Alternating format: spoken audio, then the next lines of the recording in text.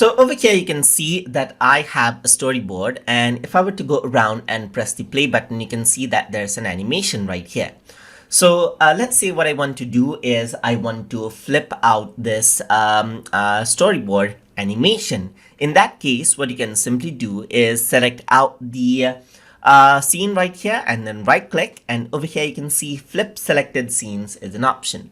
Once you do that, what happens is that the left becomes right and the right becomes left, and even the animations, camera movements, everything, what happens is that the animations are flipped. So if I were to go around and press the play button, now you can see that the animation moves in a complete opposite direction. You can also go around over here and select out a scene of your choice and go to storyboard right here and select flip selected screen right here, and everything flips out, as you can see right there. And that is how you can flip scenes inside of Toon Boom Storyboard Pro. So hope you guys learned something as always.